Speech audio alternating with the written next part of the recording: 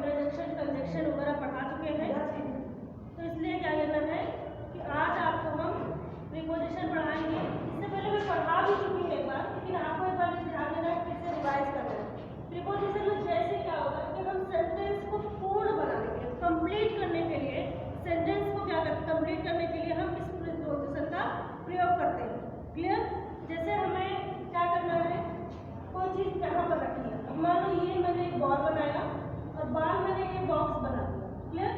एक बॉक्स कर दिया, अब इसमें एक बॉल है, इसमें बॉल तो है, लेकिन इसको डिनोट करने के लिए हम किस चीज़ का प्रयोग करेंगे?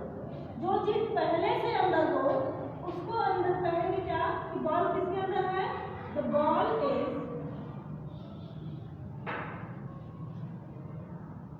The ball is in the box. किसके अंदर है? In the box.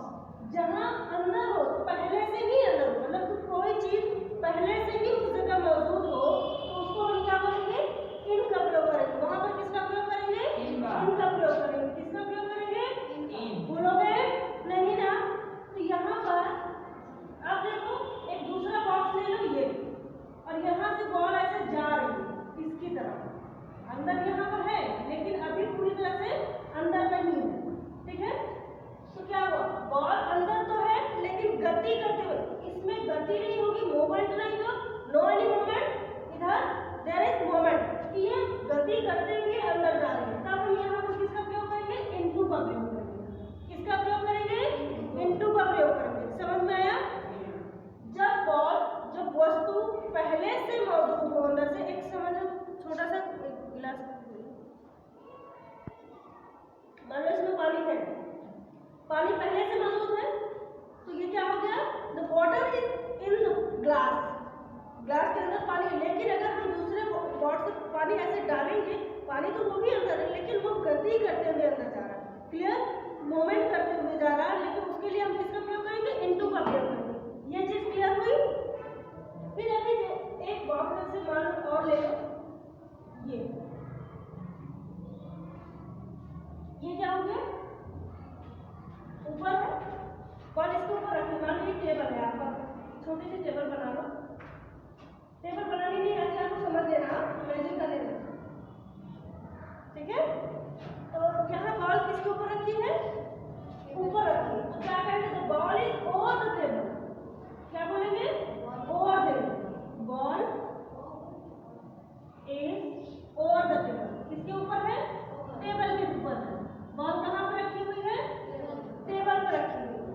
तो जो चीज, जो वस्तु ऊपर से रखी हुई है, मतलब किसी वस्तु के ऊपर, जैसे मान लो ये आपका बेंच है, बेंच के ऊपर बुक रखी है, रजिस्टर रखा, तो उसे हम क्या बोलेंगे? The register is put in over the table. Clear? Put मतलब रखना। समझ में आया? अब किसी जगह एक बॉक्स और ले लो, मान लो ये आपकी टेबल ही है, टेबल के नीचे बॉल गिरी पड़ी। टेबल मान लेना हमको नहीं आती बनानी, लोग की ड्राइंग अच्छी है, मेरी ड्राइंग तो बेकार है, परेशान करो। तो यहाँ पर क्या करते हैं? तो इसके क्या बोलेंगे? इससे हम बोलेंगे अंडर द टेबल। क्या बोलेंगे? Under the table. गेंद कहाँ पर रखी है? Under table. बॉल कहाँ पर है?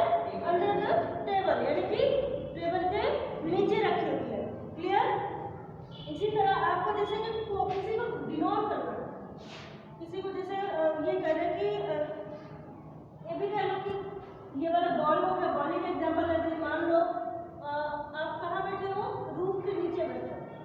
You are sit under the roof. किसके नीचे बैठे हो? छत के नीचे बैठे हो। ये मान लो छत है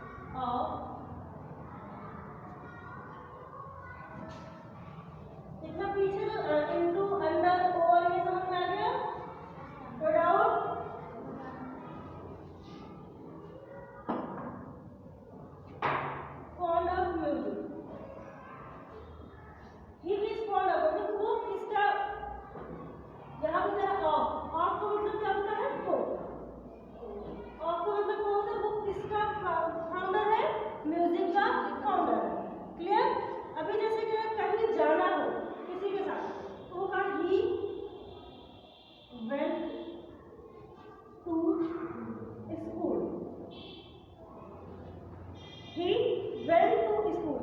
तो टू भी किसी को के लिए भी बिलोंग करता है और आप भी कभी कभी ये दोनों अपोजिट भी काम कर जाते हैं सेंटेंस के अकॉर्डिंग। अब वो जाता कहाँ